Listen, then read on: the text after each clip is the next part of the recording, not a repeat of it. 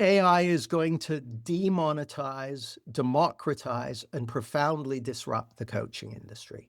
When I wrote my book Results in 2016, I included a report on the impact of AI and computerization on a variety of jobs. This was from an article by Frey and Osborne called How Susceptible Are Jobs to Computerization?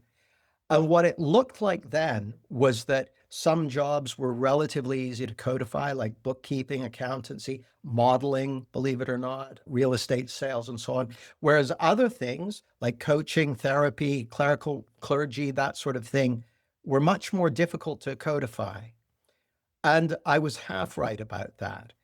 Mark Andreessen famously said, every person will have an AI assistant, coach, mentor, trainer, advisor, therapist that's infinitely patient, compassionate, knowledgeable, and helpful. They'll be present through all life's opportunities and challenges, maximizing every person's outcomes. So my prediction the first time I ran this masterclass last July, so a year ago, was my finger in the air estimate was that by December of this year, December 2025, everyone who owns a smartphone would have a half decent coach in their pocket. Not a great coach, but a half decent coach. Well, a report from a few months ago found that when people are using AI in their free time, so this is not at work, this is in their free time, the number one use case for AI chatbots is therapy and companionship. Number two is organizing their life. Number three is finding purpose. And then further down the list, we've got things like healthy living, boosting confidence, navigating personal disputes, that sort of thing.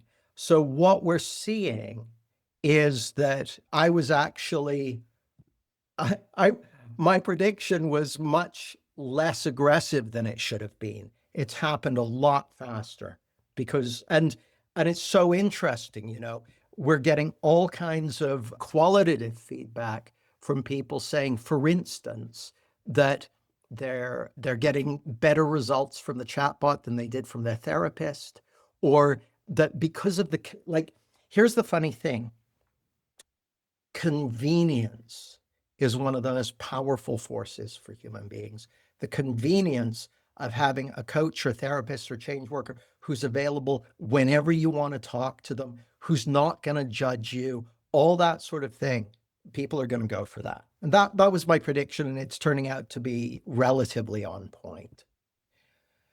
So I was wrong about that back in 2016, but the degree to which it still looks relevant to me is very high impact coaches, therapists, and change workers. What we do is difficult to codify, therefore deep relationship, deep service, transformational identity level impact. So we'll be talking more about that. But it's bad news for transactional coaches because the very basic transactional styles of coaching, AI does it better, as far as I can see. Thanks for your attention. I look forward to seeing you soon.